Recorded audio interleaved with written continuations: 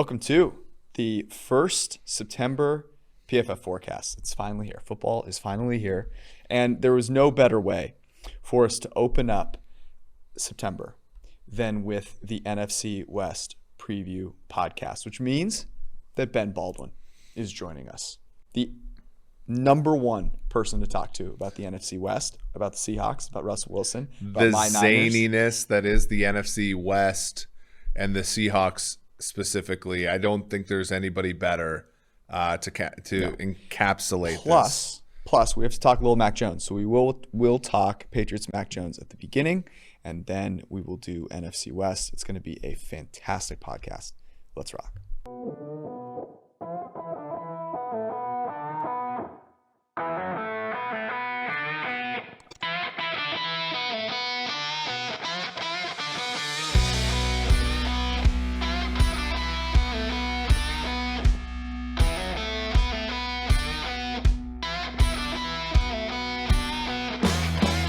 All right, before we get to Ben Baldwin, got to tell you about a few great things that are going on. The first is that kickoff is happening in 8 days basically. And if you use promo code kickoff30, you can avoid embarrassing yourself in the fantasy draft that you certainly forgot about. The bets that you are certainly going to place that you could potentially lose if you don't make smart decisions. So go to pff.com.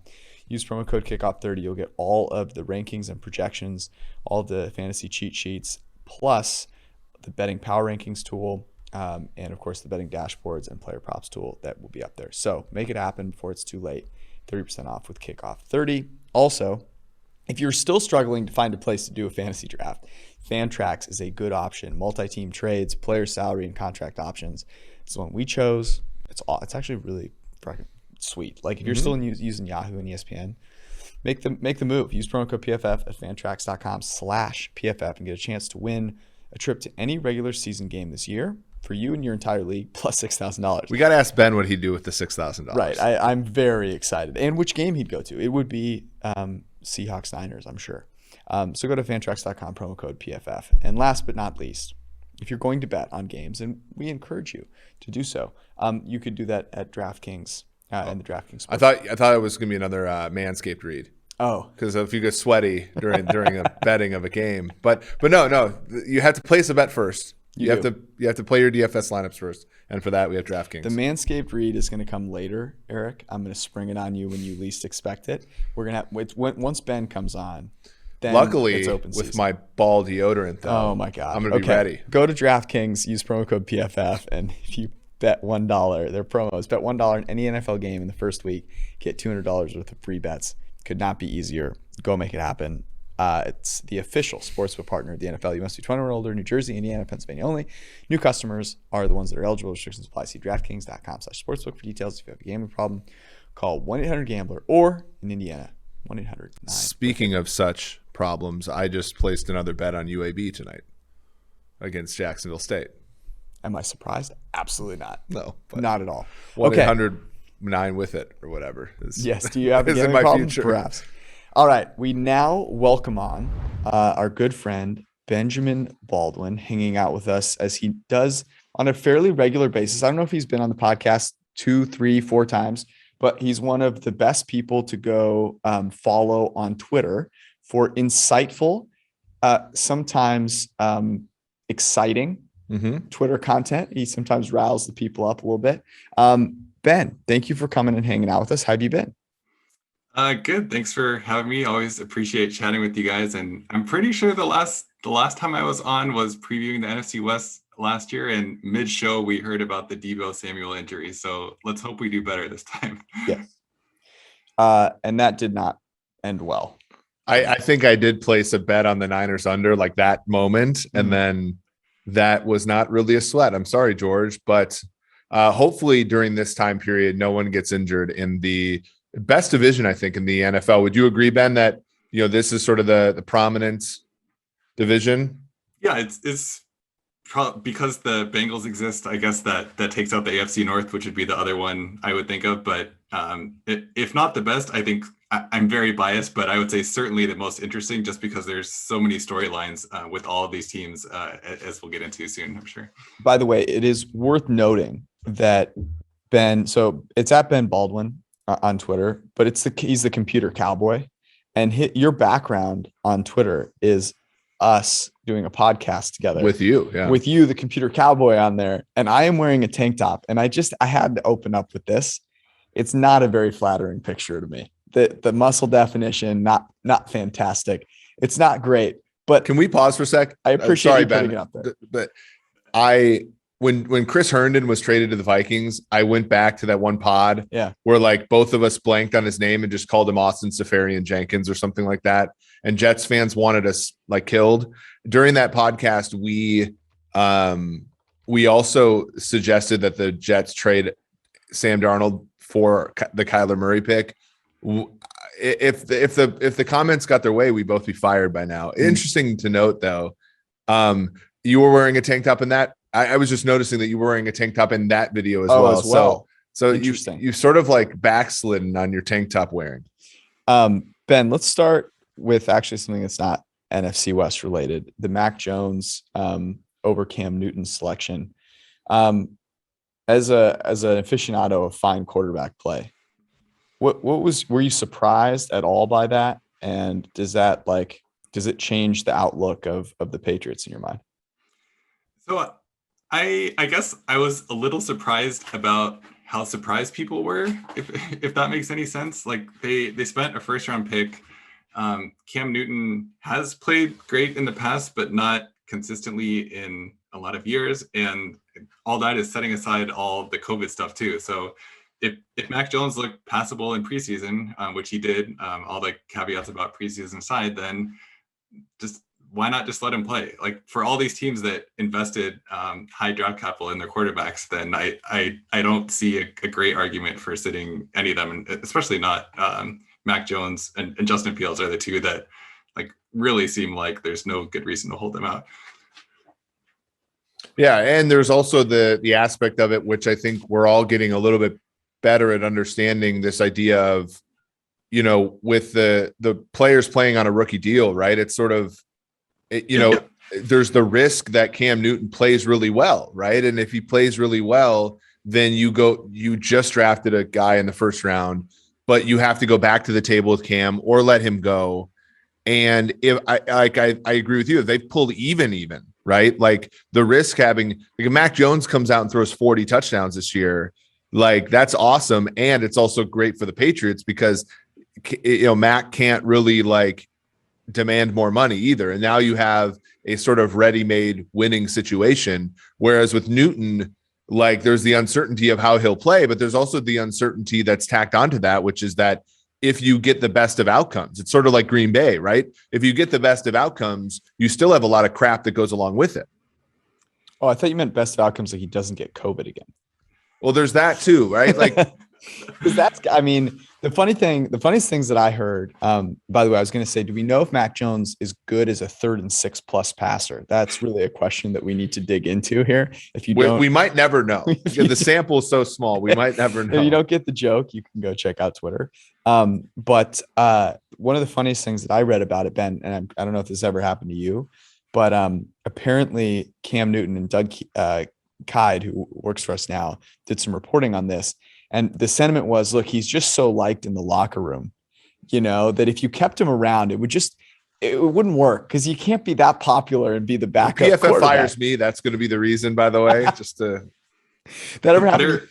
There was an argument, a very similar argument in Seahawks Twitter a year ago I think it was a year ago when Cam Newton was a free agent. And there were people saying, you can't bring in Cam Newton because it would undermine Russell Wilson's status as a starting QB and like all these things that, like maybe coaches think this way to some extent, but I don't think it's really how you should be making decisions about your football team. Yeah, could you imagine Cam Newton's over there just making Instagram videos while Russ is but but the fact of the matter is he's a terrible backup quarterback, right? In the sense of you're not going back to Cam if Mac plays like crap, right? You just aren't, right? You're going when you make the decision to play a first round quarterback, you are rolling with the punches. So the only way they go back to Cam Newton is if Mac Jones gets injured. And I think Belichick's just doing the risk reward, right? The probability that Mac Jones gets injured and Cam Newton has to play significant time, I think is less than the probability that Cam fucks up the season with COVID, right? And you don't want that coming from your backup quarterback. You just don't. Like, I can see it being a thing if it's, like your starting quarterback, even though I still think it's stupid for these guys not to be vaccinated. Mm-hmm. But at least like you have the risk reward thing of the guy playing on the field. If a guy's a backup and quarterbacks just straight up don't get injured that much in the NFL. So if you're having him back up just in the event of injury and he's this humongous ticking time bomb from a ecological / public health perspective, then it was smart to get rid of him. I agree with Ben. I don't think it should have been that surprising. Okay, let's do a quick rapid fire here. I'm curious. So where would you put them in the top? Because this was something that I heard our friend Dan Orlovsky say, that like with Mac Jones, they were in the top tier of the AFC. I'm going to go ahead and step out on this giant limb here and say that neither of you feel that way. But Ben, I'll start with you. Where in the AFC would you put them? I could see them like being in the wild card hunt, like maybe the tier that say the Dolphins were in last year, but putting them on the same level as the Chiefs or the Bills or the Ravens, like that feels a little absurd to me. If you had to pick one between them and the Dolphins, one of them can make the playoffs, the other will not. Oh man, that's actually really hard. I guess I would say the Patriots just because Tua might be good, but his rookie season was not super encouraging, especially compared to what Fitzpatrick did in the same offense. So I'll take the unknown of Mac Jones versus what we saw from Tua, even in a small sample. Well, and I think the other thing that's important to remember about the Dolphins is how fluky their season was last year, right? Mm-hmm. Like not necessarily from their Pythagorean was about on record, but you're talking about a team that was like bottom half of the league in terms of like yards per play allowed on defense, but first in terms of turnovers produced. Mm-hmm. Like you're just not going to have that year to year, right? So they probably as a defense have to improve fundamentally to stay the same in terms of output. And that's a tough ask. And especially in a division where you go from playing, and I'm bullish on the Jets, you can make fun of me for it, but you go from playing Sam Darnold twice a year to playing Zach Wilson twice a year, or you go from having Adam Gase on your schedule twice a year to having Robert Salah on your schedule twice a year. Big difference. I feel like the Patriots are going to be more or less susceptible to an improvement in the division than the Dolphins would be. It's funny. So on our simulations tool on pff.com, we have each of those teams, the Patriots and the Dolphins, with a 33% chance to make the playoffs. Dead even.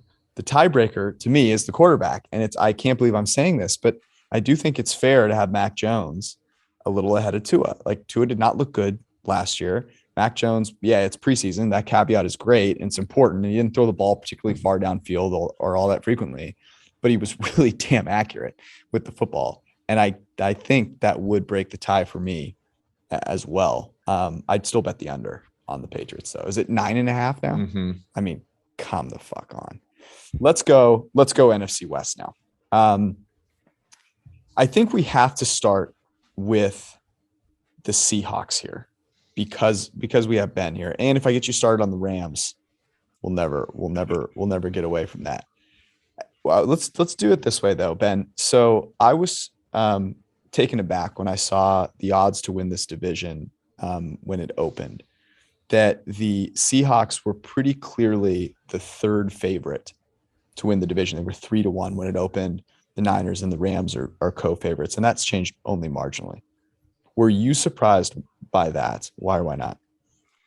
Yeah, I think it's more about being surprised, and I'm trying not to sound like a hater here, but being surprised at how high the markets are on both the 49ers and the Rams. So my reaction about the Seahawks being third there is more about like trying to see it with the other teams rather than objecting to how the market sees the Seahawks. Like I think their total is 9.5, and I think that's a perfectly reasonable number. Where my eyes start getting big is the 10.5s for those other two teams that we'll get to later. Yeah, I think that's completely reasonable, right? There's a lot of ands that have to happen for both of those teams, right? The Niners have an easy schedule. We've talked about that at length. They have a quarterback that's taken them to a 13-win season and a Super Bowl, but their wide receivers can't catch. Like there's an issue with them on the outside that, like, I think we all want Debo and Brandon Ayuk to be good, but they're not there yet. They could be very easily. There's also a defense where you go from Salah, who I thought was more impressive in 2020 than he was in 2019, even with what the cards he had to play with last year. You go from him to DeMeco Ryans. Richard Sherman's gone, which I know he was gone for a lot of last year, but he was terrific in 19. They're not going to be quite as strong up front. There's a lot of things have to go right for them to be in that elite category.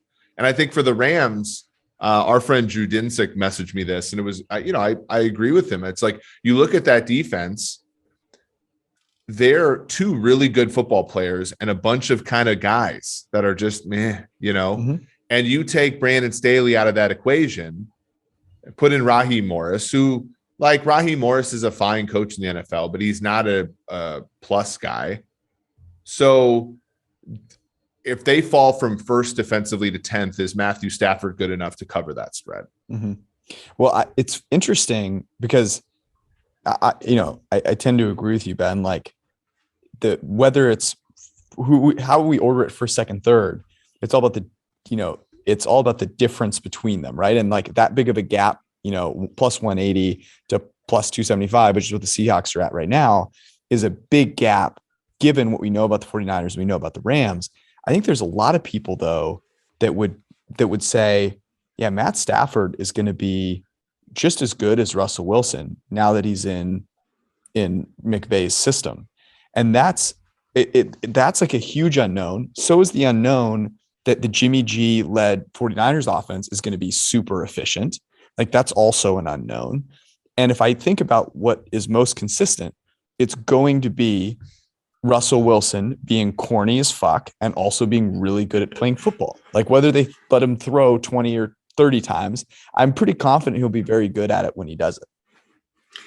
Yeah, the Rams part is, I think that to me is the most interesting thing, what to expect out of their offense, because their offense used to be really good. Like in 2017 and 2018, they had Jared Goff as their quarterback, and they were an extremely efficient offense for almost 2 seasons until they fell off at the end. And you kind of have to do in your mind what caused them to fall off since then. And if some of that is because defensive coaches learn how to counteract what McVay wants to do, if some of that is because of their talent drain with receivers and offensive line, like, that's not the quarterback. So changing quarterbacks isn't going to fix those parts. So you really have to think that Jared Goff just got a lot worse at football over time, and that Matt Stafford is a lot better than him. And that's basically the argument for the Rams with the presumed defensive regression coming. And it seems like so many unknowns to bank on for a team. Yeah. Ben, I sort of, you've attacked so much of football analytically, and it's one of those, but the place I think attack is the right word, by the way. Yeah, I agree. And in a good way. But I think quarterback play is one where, if I'm looking at the landscape of people, I trust sort of your judgment. And I think you take the data and you aggregate it and ensemble it in a way that very rarely people do that, right? Aside from you guys, but yeah. So hold on real quick. I always enjoy when people that I respect like retweet something from PFF's main account and whatever. And I think we had something on like accurate throw rate, right? And Ben retweets it with, how can anyone ever take a non-depth adjusted stat seriously? And I always chuckle when I see that, because like, yeah, obviously, but like, have you seen NFL fans? And that's the hard part. But like, I think for when the audience is somebody like me, yes, I think that Ben does a fantastic job of aggregating and understanding and modeling the quarterback position. And I feel like you and I have a similar opinion on Stafford, but can you give me a reason for either side? Like, let's say that he's not as good as we all think versus he's good as all the scouts think. Because I have an opinion of him, but I want to sort of hear yours, Ben. So this might be a bad way to kind of make mental decisions, but a lot of my quote unquote anti-Stafford opinion is that like a lot of the arguments in his favor just don't hold up. Like people say that he's had an awful offensive line or he doesn't have any receivers, and like the list goes on and on. But if you look at, if you compare, like, for example, pass block grades with the Lions last year and the Rams last year, like it's not like the situation in that respect is going to get much better. It's not like the Rams have meaningfully better receivers than the Lions did last year. So like one of the arguments is that Stafford's efficiency numbers aren't impressive because he's been in a terrible situation. Well, the situation hasn't been that bad. He had Calvin Johnson, Golden Tate, Marvin Jones, Kenny Golladay, and like Darrell Bevell's probably not a top tier offensive coordinator, but he's also not terrible. And you would think that if somebody is as good as a lot of people say that Stafford is, you would think that he would have more than one great half season over a 12-year career or whatever. And I might be very wrong, and McVay might unlock something new in him, but I think the most likely outcome is him being somewhere in between in terms of how good the Rams offense is, somewhere in between what we saw in the early and the later McVay era. Yeah, and I don't know if that's good enough, right? Like I don't know. I think everybody is sort of saying, okay, the Rams must have done this to win a Super Bowl. And we know Stafford's better than Goff. And they're saying, and they're trying to square the circle with saying, okay, so then Stafford's clearly that good, right? Which I reject, I think, on its face. And I think, Ben, you make a great point, because here's the thing. Since Stafford got to play with 3 first-round pick tight ends during his career: Brandon Pettigrew, Eric Ebron, and Taylor Hawkinson, right? TJ Hawkinson. Yes. So you're talking about 3 first-round pick tight ends. By the way, Brandon Pettigrew, the former teammate of Zach Robinson, who used to work with us, he got to play with Calvin Johnson, Marvin Jones, Kenny Golladay, Golden Tate, Danny Amendola. We're talking. This isn't a dearth of wide receivers. They all gravitate to the fact that he didn't get to play with great running backs. Well, but Matthew Stafford was very Andrew Luck-like in starting the house on fire and then going a decent amount of way to put out the fire and being like, "Hey, mom, look what I did with no running game." It's like, no, that's you're part of the problem. And to the point of the offensive line, Taylor Decker's a first-round pick. Frank Ragnow's a first-round pick. Riley Reif was a first-round pick. They weren't like this. There have been much worse offensive lines in the NFL than what Stafford had to deal with. And I'll put another part. I know that the coaching wasn't great, but Jim Caldwell was a good head coach. Like we're not talking about Adam Gase here. So let me play a little devil's advocate, because the supporting cast one, Ben, is like, I don't know why people act like he has not had a good supporting cast. It blows my mind. His receivers that he has had over the course of time have arguably been better than what he'll have in Los Angeles. Now, they'll be very different receivers, and that I think is going to be interesting, because Kenny Golladay, Marvin Jones were guys that, separation and throwing into open, windows was not really something he dealt a lot with, and presumably in LA he will. But I want to get back to the coaching thing, because the separator between Stafford and Goff statistically, and I'm interested to hear other ones that you have looked at, Ben, but it's like, it's the big time throws, right? And it's like, he just has made a higher rate of those significantly in his career. And those are things, while they're not stable, as we talk about, Eric, it's like you need the opportunity to make them. And I don't think McVay was scheming an offense where they weren't there, but Goff wasn't making them as much. And you see that if you look at where he threw the ball. So one argument would be, yeah, Goff actually turned into a huge, wuss, couldn't throw those passes, and Matt Stafford will, and they'll be fantastic. Yeah, and I don't think we should rule that out as a possibility. I think we had this discussion in the preview last year, and like we know that play under pressure is pretty unstable for most quarterbacks, but Jared Goff is like perhaps uniquely terrible at this. So like another differentiator between them is that Stafford can actually survive if conditions aren't perfect. So yeah, there's definitely arguments, and I'm sure a lot of people within the Rams organization have very high opinions of Stafford to go out and do this, and even have some sense of relief to not have to be coaching Jared Goff anymore. I'm very interested to see what happens. You know what I think would be kind of interesting is if you go through the quarterbacks, like where does Stafford end up? So Ben, here's what I'm going to do. I'm going to name a quarterback and you tell me if Stafford is better or worse in your mind. And think of it like if I were adding points to a point spread, right? Who's going to add more, Stafford or this quarterback? And is this like on a random team or in the environment of being coached by their current? Oh, in their current environments. Okay. That'll probably make it easier for you, I think. Here we go. Matt Stafford or Kyler Murray? Oh man, that's hard. Yeah. So the Murray Kliff Kingsbury marriage is like, if every team has a huge question mark in the NFC West, I think that's the one for the Cardinals. So I feel terrible about this, but I guess I'll say Stafford. All right. There's a reason I started with that one. Matt Stafford or Jameis Winston?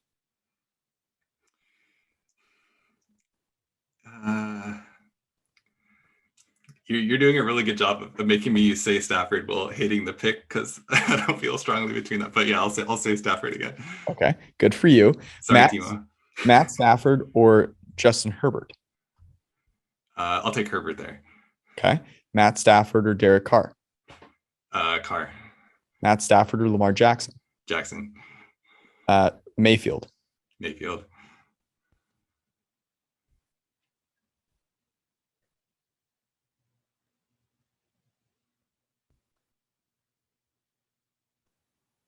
Did I kill Ben? Oh, am I still here? Yeah, I've got you. Oh, okay.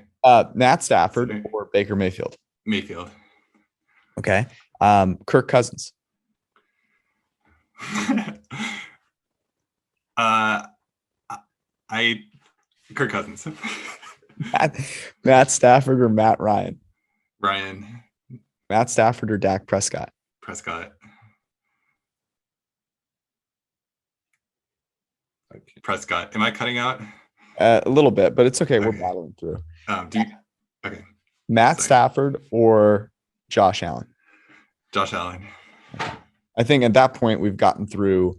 I mean, the other ones that are left are obviously Russell Wilson, who we're taking over Matt Stafford, Tom Brady, Aaron Rodgers, Patrick Mahomes. You didn't ask me Jimmy Garoppolo.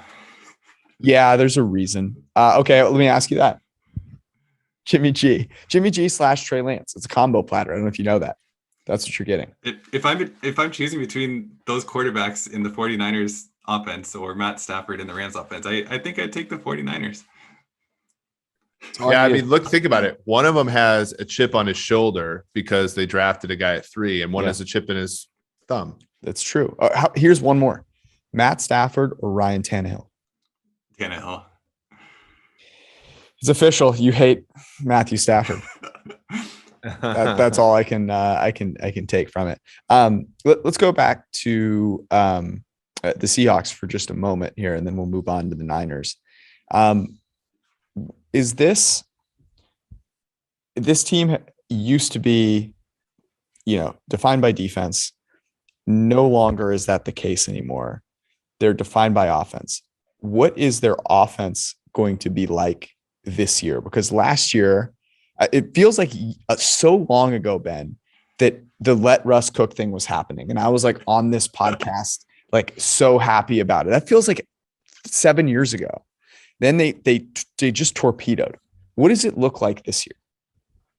Yeah, I think that's the big question mark for the Seahawks. And when thinking about that, it's hard not to think back to the press conference that Pete Carroll gave right after the season, where like all he could talk about was how they needed to run the ball more and run the ball better, and teams were playing these too high looks against them, and to get them out of these looks, they need to run the ball. So, and they they parted ways with their offensive coordinator due to philosophical differences, where apparently Brian Schottenheimer was too aggressive for Pete Carroll. So given all that, a lot of time has passed since then, and I think some people have forgotten like exactly what happened after the season. So it's easy to have some optimism because of Shane Waldron and coming from McVay's system, but if Pete Carroll is going to remain who Pete Carroll is, I think it's still going to put a ceiling on exactly how good the offense could be, even if they are somewhat better schematically.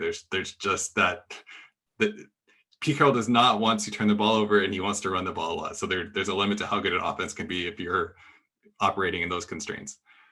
Yeah, it's so weird, right? Because on one end, when you think about Seattle, you think about the quarterback for the Seattle Seahawks is the most bankable thing in this entire division. Full stop, not even close. And I think the second most bankable thing in this division is that Pete Carroll is going to optimize for something completely different than the rest of us want him to. Yep. And the random, whoever wins that random tug of war is generally speaking going to dictate how the Seahawks do, whether they're a 9-7 team, which I always think is 9-8 team, which I think is their floor, or whether they're a 13-4 team, which I think they're certainly capable of. This isn't one of the least talented Seahawks teams you've ever seen, right? No, it's definitely a step down from the glory days, obviously, but since then it's probably been kind of a stable talent level over the past few years. They have not had a lot of draft picks recently because of the Jamal Adams trade and other trades. So I don't think their roster is super impressive, but it's not it's not devoid of talent, especially on offense. They have like the high-end players at key positions that would potentially allow them to be very good on that side of the ball. We had some debate about Russell Wilson over the past couple of months, talking about him versus Dak Prescott, him versus Josh Allen. Like, how would you kind of order those guys? And since we were talking about quarterbacks, I'll ask you, when you look at it statistically, and you do a very good job, as Eric said, of looking at quarterbacks statistically and not overweighing other things, where would you put him relative to those two guys, kind of in a vacuum here, like better quarterback, Russell Wilson, Josh Allen, Dak Prescott? I think I would say Russell Wilson, just because he has a longer track record of playing at a high level. If Josh Allen had another season like 2020, then I think the answer would probably be him sooner rather than later. And with Dak, this is on me, but it's just hard to think about him until I see him play at full health post-injury. Yeah, it's a fair point. Well, and the thing with Dak, and I think that it's not wrong to say this, but he was not an elite quarterback until 2019. And even in 2019, there were frustrating aspects of rooting for him, right? They still went 8-8. They still lost games that were close.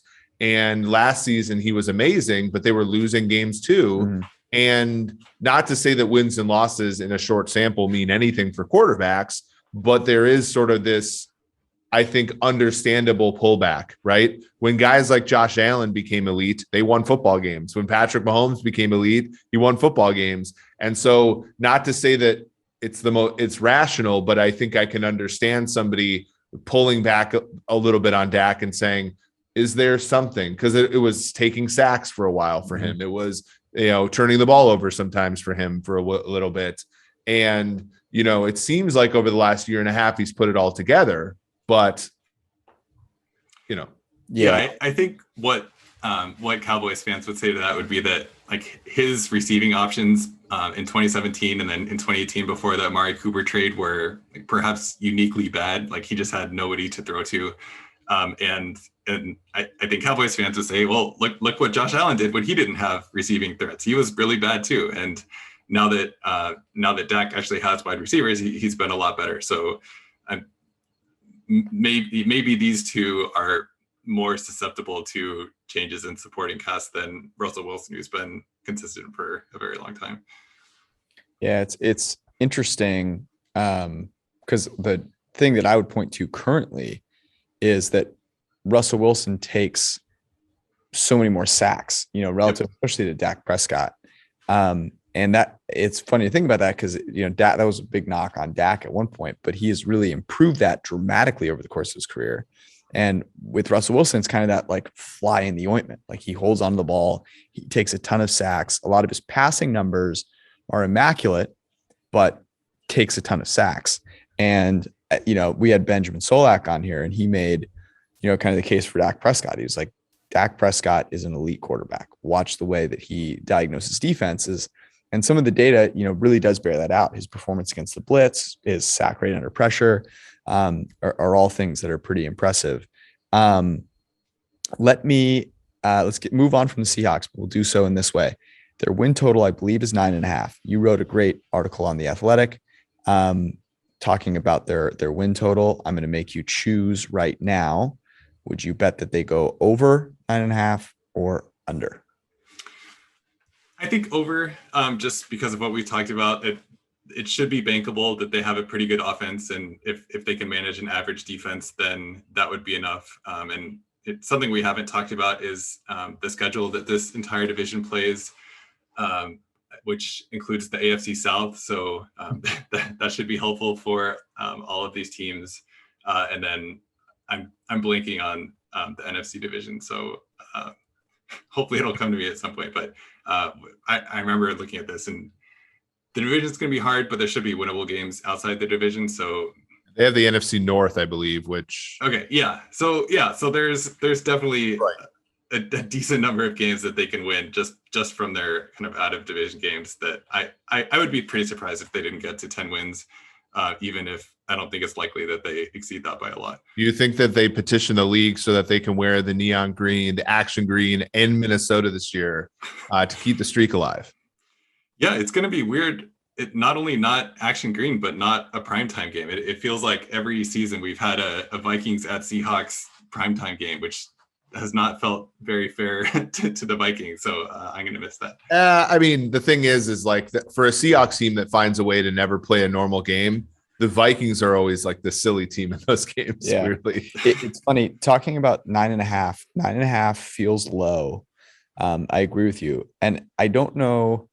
There are probably a few other teams. I mean, the Chiefs and the Bucks come to mind, obviously, but like a non-Super Bowl favorite with as narrow a kind of like set of outcomes. Like it's hard to imagine the bottom falling out. Like Russell Wilson is that good.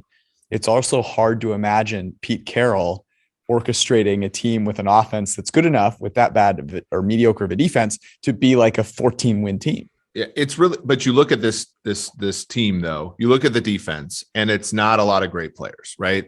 They've been this way kind of forever where it's Wagner, Adams. I still consider a great player.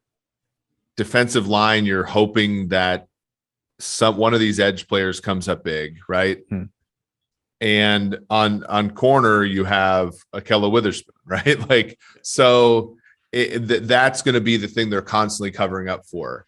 But you're right. I mean, the crazy thing is how narrow the band is at quarterback. I mean, you just know Wilson's going to have on a game-to-game level, Wilson is fairly erratic, but on the season level, he's extremely narrow as far as his distribution is. And that I think is good enough to win a lot of games for the Seattle Seahawks. Let's talk Niners here. And let's start at quarterback, actually. What was your reaction when you saw the Niners take Trey Lance?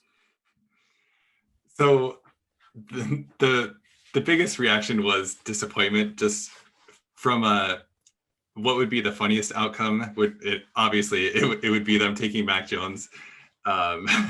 Yes. But yeah, for your sake, I'm glad that didn't happen. And just for like the football want to see this happen, the Shanahan Lance pairing I think is very intriguing, and I'm hoping we get to see that sooner rather than later. So setting aside the initial disappointment, being misled by all those reports leading up to that, I'm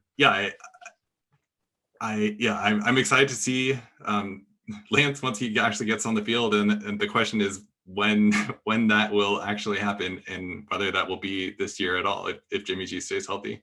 What would you do? I mean, I think both of us are pretty clear on what we would do, but what would you do if you were Kyle Shanahan?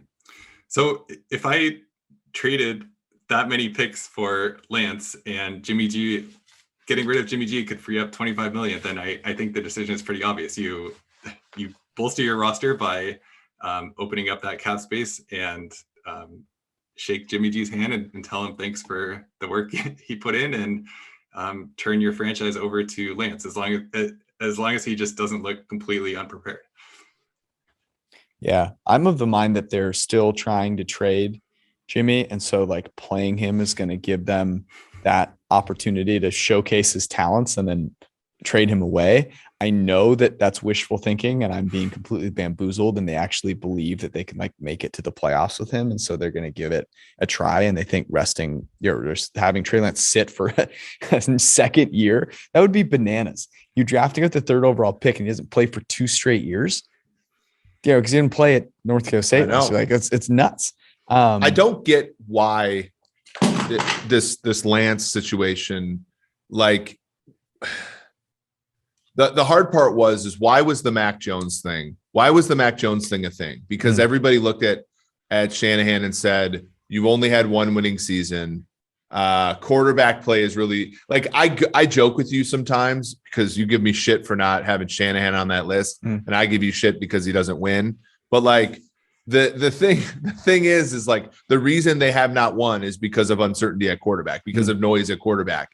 And instead of, that was why the Mac Jones thing did not, like it wasn't a 0 out of 10 for me, right? It was like a 3 out of 10 because Mac Jones was going to be this competent player at price.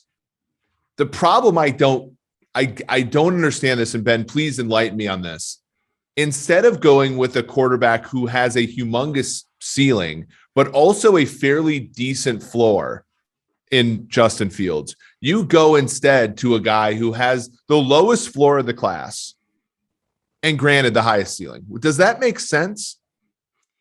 I think the Justin Fields question is something that like it's definitely a mystery to me, and I'm not sure we will know the answer, and especially not in the near term. But it's not just the 49ers that didn't like Fields. So there's something about his game or something about whatever off-field stuff, which those reports are often not even reliable, even the information that the teams collect. So like if I were the 49ers, would I pick Justin Fields?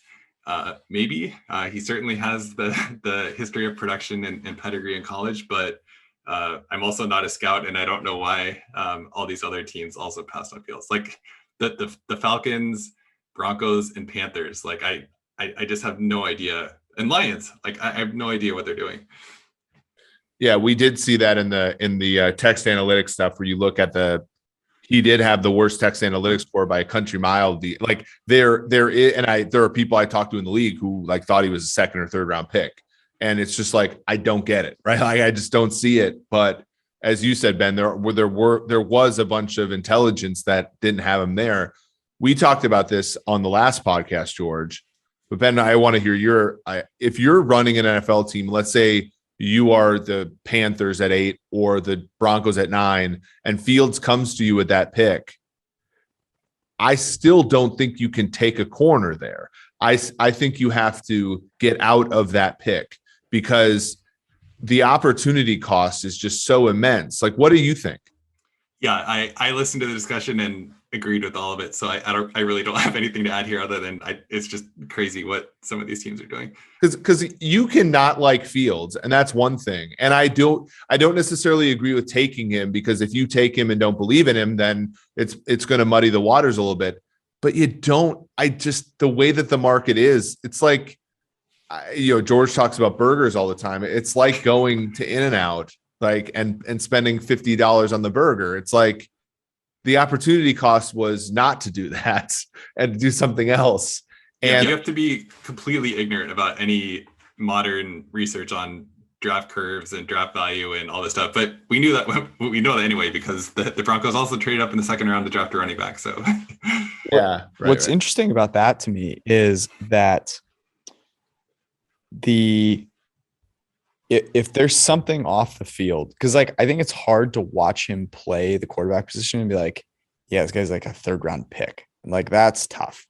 So you assume someone hears something, from off the field. But if a team is not even smart enough in that situation to not take a corner, how would you expect them to interpret correctly stories they're told from like, I don't know, athletic, like random athletic trainers at like Georgia pro days or something. Yeah. Like that's the thing that it's tough for me. It's like, okay, some dude told you that he like didn't come to, optional workouts like 4 years ago or something like that. Like I'm trying to get what kind of a story you would hear where some things would be like, we need a quarterback, but there's no way we're taking him. Presumably the Bears got the same information and the Bears were like, no, we'll trade up to get him. It doesn't make sense to me. Yeah, that's a good point. The same teams that were saying Justin Fields fell because the NFL, quote unquote, the NFL valued him this way. Well, these teams are also making decisions that like are indefensible. So we probably shouldn't put their views on a pedestal in every case. Do you think that this also stems, and we're getting far afield here, but do you think this also extends to this idea? And maybe Shanahan, I will give Shanahan credit here because maybe he's fine. Maybe this is the admission of what we all already know, but the league doesn't act upon properly. Do you think people in the league just simply undervalue quarterbacks? Like everybody will say, oh, quarterback's the most important position, but they don't act like it sometimes. And they don't act like it in the order of magnitude that's necessary. Because if Trey Lance hits, no one cares how much they paid for that pick. Mm-hmm. Like no one cares that the Chiefs traded Tre'Davious White's pick for Patrick Mahomes. Like literally it does not matter. And when the Eagles won a Super Bowl with Wentz, like no one cares that they traded all that much money for Wentz. No one really cares that the Rams did that for Goff either, because when you have that sustained success, like the price is worth it for a QB. Ben, do you think that just some teams don't get it? Yeah, I think that's definitely the case. And another factor is that a lot of these teams talked themselves into other options too. So like the Panthers traded for Sam Darnold, and maybe after that they're like, okay, we're not in the quarterback market anymore. So maybe they would say, oh, look, we're valuing quarterbacks because we went out and got a quarterback. But maybe Sam Darnold's a bad example because he's so young and has been in a terrible situation. But you would probably think that his range of outcomes doesn't include the likelihood of hitting a high ceiling like Justin Fields would, given what we've seen of Darnold in this. And obviously you could say all of this for Drew Lock and the Broncos too. So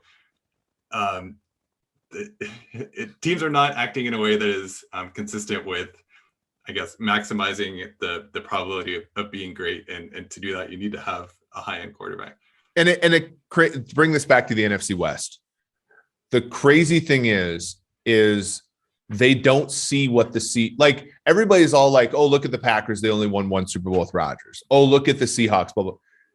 But we just spent 10, 15 minutes talking about how the Seahawks are kind of a dumpster fire in a lot of ways, right? But the worst they've ever done with Wilson is 9-7. And that was the 1 year they missed the playoffs. And like teams try so hard to sort of get on the green. This Teddy Bridgewater decision in Denver, the Kirk Cousins decision in Minnesota, et cetera, trying so hard to sort of get on the green. And they don't realize that if you absolutely nail the quarterback position, you will be on the green as a default. That's your Y-intercept. Like, I don't get what, I still don't even get like where they're not even, we sometimes say they're not reaching for the stars enough, but honestly, like the floor too, when your quarterback is that good, the Seahawks are the shining example of how good you can be when your quarterback is that great. Mm-hmm. No, it's a really good point. And that's, I think, an interesting thing about the Trey Lance pick. And in some ways, the lack of knowing anything about him. Yeah. Does it, it's like I don't know much, but I've seen this guy play, a few games, and I know the ceiling is nutso. But also with athleticism like that, there is a bit of a floor there that is higher, I think, than maybe a lot of other guys with a bunch of unknowns. And I think the same is true of Fields. But when you look at those two guys in comparison and you think about, I do believe Trey Lance has a higher ceiling. I think the floors might be a little closer than some may think because of the athleticism. Okay, Niners, 10.5. That's their line. That's their win total. Benjamin, over or under 10.5? So I would say under, and I'll give the case against them, and then you can tell me why I'm an idiot and I'm wrong and a 49ers hater. Okay, so I think people are basically throwing out last season and saying the last time we saw a healthy 49ers team, they were in the Super Bowl, and even if Jimmy G plays this year, last time Jimmy G played, they were in the Super Bowl. But as we mentioned earlier, they've lost a lot of pieces from that team. DeForest Buckner's gone, Richard Sherman's gone, their defensive coordinator's gone. So I don't think in our minds that we should be thinking of the 49ers as this elite defense. We haven't seen Nick Bosa after his ACL tear. Hopefully he'll be back to 100%, but it's not always a guarantee in someone's first season back. So like their defense could be good. It was good last year, even with a lot of injuries, but it's not a guarantee. And then on the other side, it's a Kyle Shanahan offense, so it might be pretty good, but it's still Jimmy G hasn't been the healthiest guy, and behind him, Trey Lance might be great eventually, but he's still a rookie quarterback. So I think there's a lot of uncertainty there for a 10.5 win team. Just the lack of faith between the two of you in the top mind that has ever walked the earth here is just it's sad to see, honestly. I think the Niners are a perfect example of what would be like a points bet. If you want to bet the over on the Niners, bet them in like. Well, look, I get so here's what I was going to say about them. Yeah. They have, and your point, Ben, is a really good one. People assume that defense is going to be really good. I don't know why. Why would you assume that they're going to be like a top 5 defense? I think that's bananas. You have lost corners. You're relying on Jason Verrett. Are you serious? You're relying on that guy to be healthy for a season? Nick Bosa also has continuously gotten injured. You're relying on him. But I will say this. If Trey Lance is good, then this offense could be the best offense in the NFL. That's their offensive line is unbelievable. They have incredible weapons, and Trey Lance in Kyle Shanahan's system, it would be, in my opinion, potentially amazing. The problem with that is that we also look at the Kansas City Chiefs of a few years back, and we assume that guys with incredible athleticism and a hose for an arm can come in and be amazing right from the jump. And as we've seen in some of these preseason games, I think that's a little bit of a stretch. So to me, this is a classic year too early thing with the San Francisco 49ers. I too would take the under if I had to take one side of them. But I'll say this, the ceiling on the Niners is the highest in this division, in my opinion. And their offense, even if they don't win the division, I think has a really good shot to be the best offense in the division. How many situations, George, are you coming out of this is my start Trey Lance argument. I know he's hurt, but let's assume he wasn't. How many circumstances with Trey Lance playing is this a bad season for the Niners? Oh, it's an interesting question. Bad season being like below 500. Yeah. Wow. I wouldn't even say bad, because what if they're below 500, but he's great? Like, this is my point. With the first year you and I worked together, Trey Lance is great, they will not be below 500. The answer to your first question is, why does everybody think their defense is great? It's because their schedule is ass. Like that's a very good point. Easiest schedule in the NFL. That's why people believe their defense will be great, because defense is basic. Defense is 1/5 how good you are and 4/5 who you play, I think. And that's why. But like, I'm sort of like, our first year of covering football together was the 2017 Niners, who finished the season on a 5-game win streak. And I did what they were, 6-10. You couldn't tell what their schedule was or their record was that year because no one gave a hell because they were a team on the rise. And they finished strong. I think with Lance, expectations are sort of whatever. Yeah. They're probably not winning the Super Bowl with Lance, but they're probably coming out of the year, unless he's completely terrible, they're coming out of the year with a lot of enthusiasm. I feel like that's how. I will say this, and Ben, this is the one thing that gives me hesitation if I were to bet the under. If Trey Lance plays, that means that he is going to run the football. And having a running quarterback is an incredibly useful thing if used correctly. And with that, like if he didn't do that in the preseason and he made some questionable throws here and there, but I do look at that and I go, man, if they actually leverage him as a running quarterback, the floor is so high. Their offense could be incredible. Yeah, I think all that's fair. The ceiling is very high with Lance and even the floor too. And I've seen Kyle Shanahan take Nick Mullins and have him throw for 400 yards against the Seahawks. So I'm well aware of what he can do. And it's just a question of whether Jimmy G plays, and then if he doesn't for the whole season, how Lance looks when he does go in. But would you be surprised if Jimmy G just played the whole season? I would be. I would be surprised. And the reason I'd be surprised is that would mean that John Lynch has fled the country, is living in exile, because if Trey Lance doesn't play this year, the entire northern part of California is going to riot.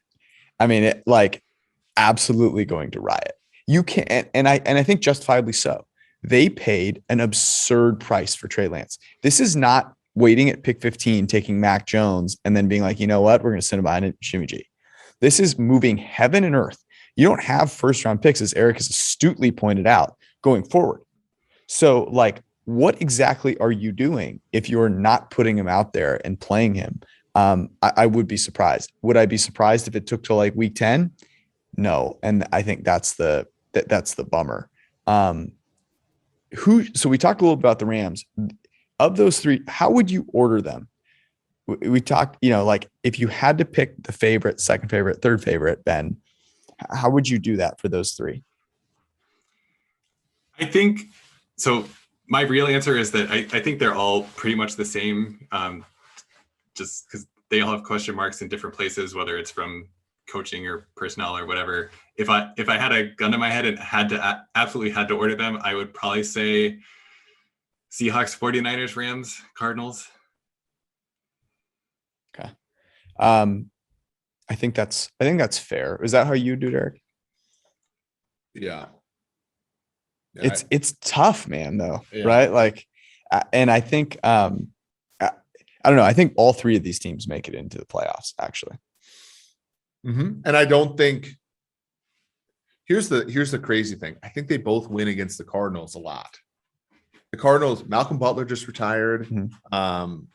Who's the other guy? They also had another defensive back that left. Oh, I thought you were going to talk about AJ Green retiring in Arizona. Patrick Peterson left, but they replaced him with Malcolm Butler, and Malcolm Butler just retired. But they also had somebody else in their secondary that I want to say either got injured or they drafted a linebacker. And they drafted two linebackers the last 2 years in round one. They lost Hassan Reddick, who was actually good for them last year. They do get with JJ Watt, but he's a little older.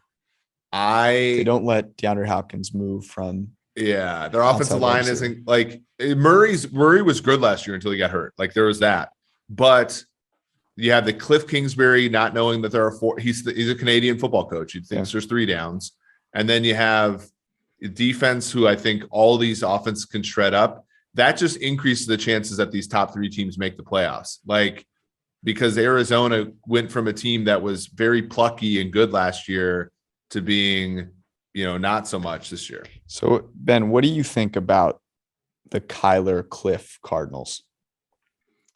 Yeah, I'm very much not a scheme expert, but it seems like both from my novice eye watching them and the people who actually are experts, it just seems like there's no stress placed on defense. There's no mystery to what they're going to do, and they just they don't make things easy for themselves in the way that the Rams and 49ers do. So I think it's, given his situation, I think it's pretty hard to tell like how good Kyler actually is, and it would be nice to see him in a different system that perhaps better utilizes his strengths. But this is what they're stuck with right now. That's actually really interesting, because we've talked about where Kyler needs to improve, like from the throwing the football standpoint. And it's actually interesting, like looking at where Russell Wilson throws the football and where Kyler Murray throws the football. And both of them are like averse to throwing the ball over the middle of the field. And then you go look at Jimmy G and the 49ers. Like, that's all they do. Yeah. Is there something we don't know? Like, because Jimmy G, who's nowhere near the quarterback that Kyler Murray or Russell Wilson is finding all these open receivers over the middle of the field. And like, that does bring you back to like, well, maybe it's not the quarterback. Is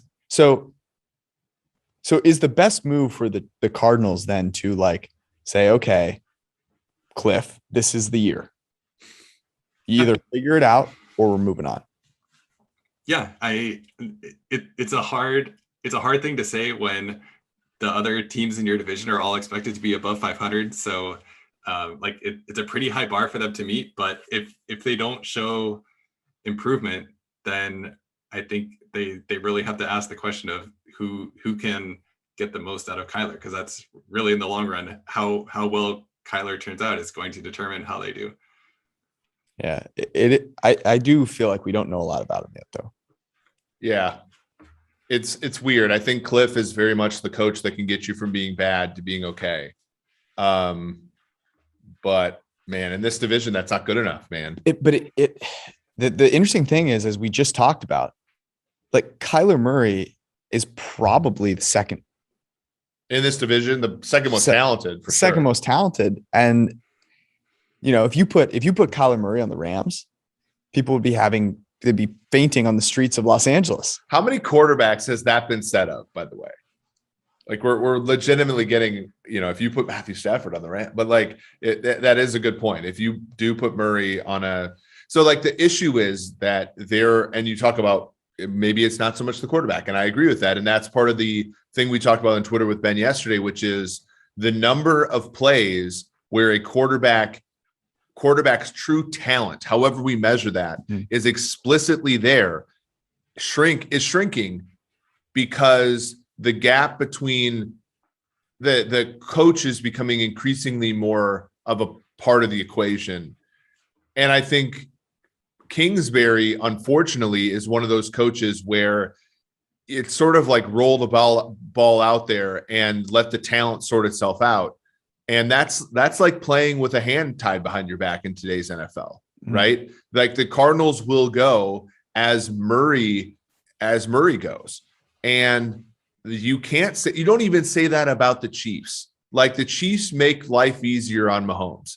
And if you can't see that that's true, and if you're not making that true about your quarterback, and you're missing out, like that's like, and I fear that that's like the eventual fate for the Cardinals in this division, which is a tough one. The Arizona Cardinals win total is 8.5. Ben?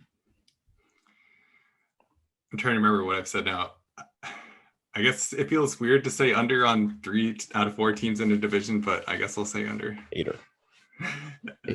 What's actually incredible about that is that you are one of the more honest with yourself, you know, fans about your team.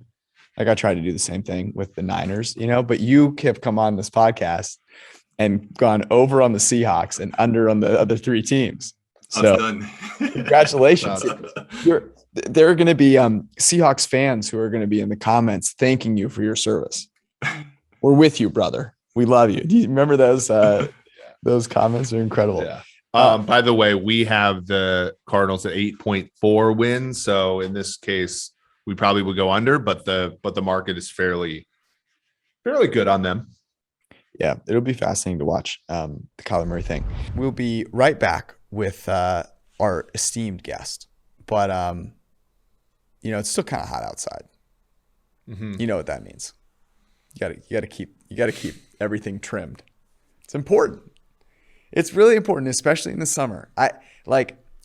So this is, if you need something to help you out with that, Manscaped has got you covered. But I just want to tell a little story about why it's so important. I've done some traveling on some planes lately. And when you get the exit row and they don't have yeah, so it blocks your legs. I got big legs. So I'm an exit row guy. So you're aware of this, Purveyor, right? yeah. So the exit row is nice. It gives you more room to stretch vertically, but horizontally you can't. You're kind of cramped. Mm-hmm. You need to be trimmed up, and you need the things that Manscaped provides you that really help everything air out a little bit. So comfort is at a premium.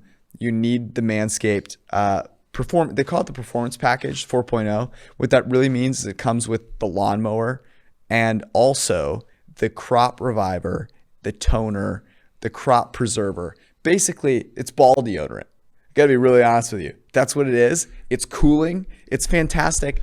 And if I didn't have it, traveling would suck a lot more.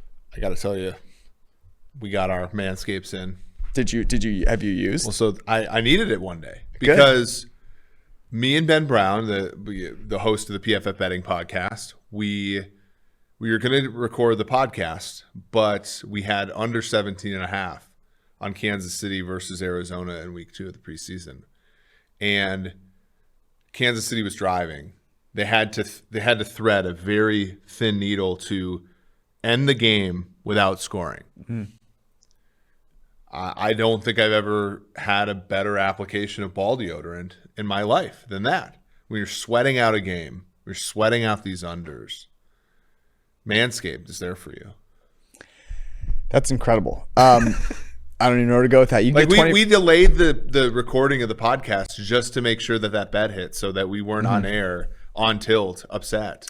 So my points are, the other thing is it's easy to travel with. The battery lasts a really long time. It has a light. It's a really good product. I use it myself on my own body. So if that's not enough for you, then nothing I can do for you. You get 20% off manscaped.com with the promo code PFF. It is, if you don't have something to do this with, then this is the time to start. Okay, so go make it happen. Manscaped.com. Ben, before we let you go, we have a segment that we do with all of the guests that we bring on this esteemed show. It's called Recommendations. Eric and I, most episodes, will give a recommendation based on, it could be a podcast to listen to, food we ate, methodology we're trying. Eric recommended contacts because he just got contacts, got rid of glasses. Give us and our lovely listeners a recommendation.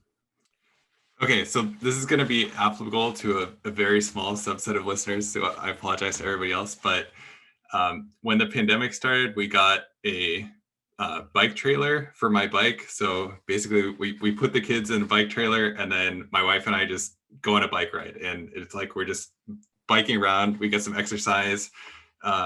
There's no danger of the kids going anywhere because they're just strapped in the back looking around. So it's been, especially like during the COVID isolation periods, it was a sanity saver, but it's been great.